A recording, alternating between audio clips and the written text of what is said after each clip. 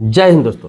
बहुत सारे लोग इस चीज को लेकर कंफ्यूजन में रहते हैं कि एफडी हम किसे कहते हैं, आरडी किसे कहते हैं, दूसरी तरफ म्यूचुअल फंड किसे कहते हैं, एसआईपी किसे कहते हैं। इन दो चीजों को लेकर बहुत कंफ्यूजन है लोगों में। अब देखिए, खास तौर पर आम आदमी जो इन्वेस्ट करते हैं आजकल के दौर में, वो ज्यादातर हो रहा है एफडी में, आरडी में, म्यूचुअल फंड में और एसआईपी में।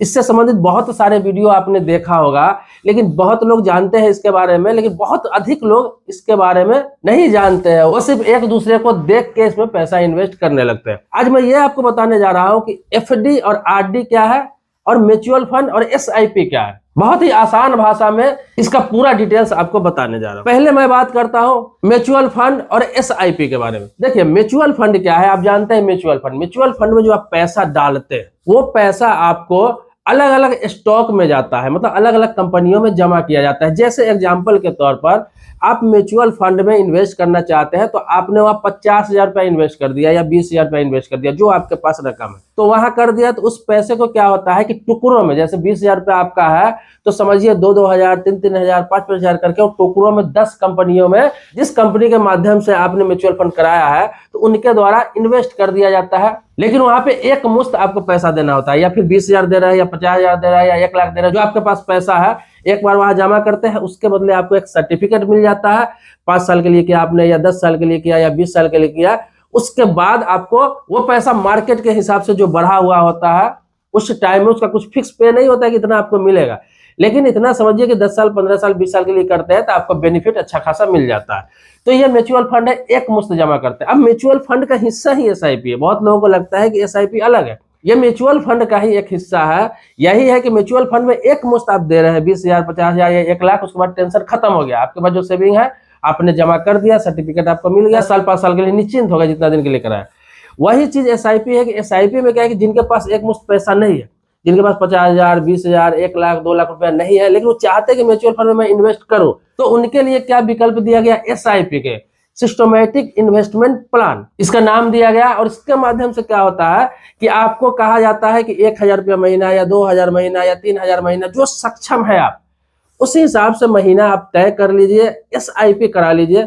हर महीने आपको 1,000 देना है या 2,000 देना है। आप 10 साल के लिए ले रहा है या 5 साल के लिए ले रहा है, तो उतना दिन आपको, उतना महीना आपके अकाउंट से पैसा कटता जाएगा। मतलब एक मुश्त आपको पैसा नहीं देना है, धीरे धीरे आपको पैसा भी देना है, आपको पता भी नहीं चलेगा, और आपको भी सेम बेनिफिट मिलेगा उतने टाइम में, चाहे 5 साल में है, चाहे 10 साल में है, चाहे 20 साल में। तो वो भी म्यूचुअल फंड ही है, लेकिन इन्वेस्टमेंट का तरीका बदल दिया गया कि ये महीने महीने आपको जमा करना है, और ये क्या है, एक मुश्त जमा करना है। दोनों म्यूचुअल फंड ही है। ये सुविधा इसलिए किया गया कि जिनको एक मुश्त है वो एक मुश्त जमा करेंगे, जिनको नहीं है वो मंथली जमा करेंगे।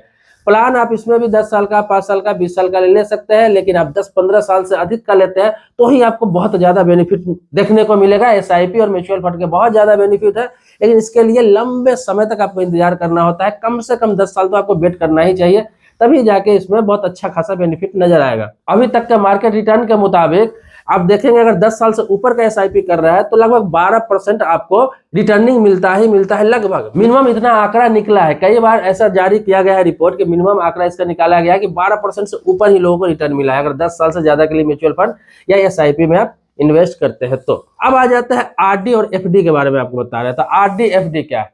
आरडी हम बोलते हैं रेकरिंग डिपॉजिट, एफडी बोलते हैं फिक्स्ड डिपॉजिट।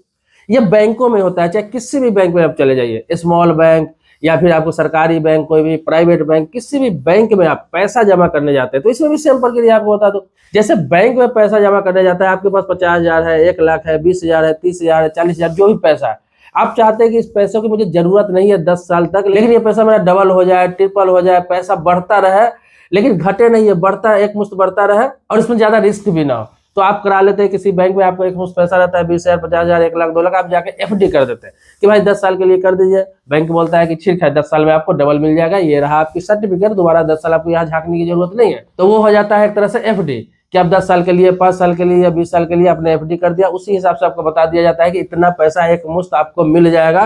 तो फिक्स डिपॉजिट लगभग सभी को मालूम ही है। अब आरडी बोलते हैं, तो आरडी भी एक तरह से वही चीज हुआ, फिक्स डिपॉजिट ही हुआ, लेकिन आरडी इसका नाम इसलिए पड़ा रेकरिंग डिपॉजिट कि उसमें एक मुश्त जमा कर रहे हैं, और आरडी में क्या होता है कि वही 10 साल के लिए या 5 साल के लिए या 15 साल के लिए आप एक प्लान ले लेते हैं कि मेरे पास एक मुश्त पैसा तो है नहीं 20,000 या 50,000 या 1 लाख देने के लिए, तो मैं हर महीने 1,000 रुपये जमा करूंगा। या हर महीने 2000 रुपये जमा करूंगा, हमारा प्लान 10 साल का रहेगा या 15 साल का रहेगा।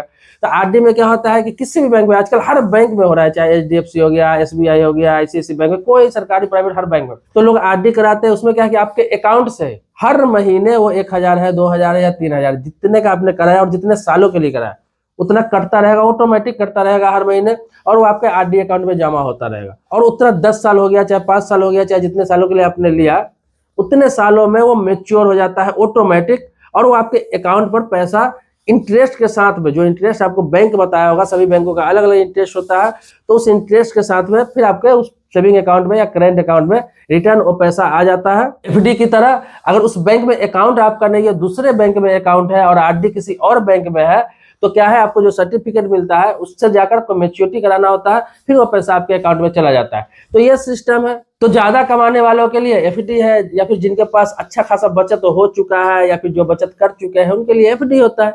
जो चाहते हैं मैं बचत करूं लेकिन पैसा उनको जमा हो नहीं पा रहा है एक मुश्त, वो सैलरी पे काम करते हैं या फिर कम इनकम है, तो वो अपना हर महीने कर करके वो भी एफडी जैसा पैसा जमा कर लेते हैं।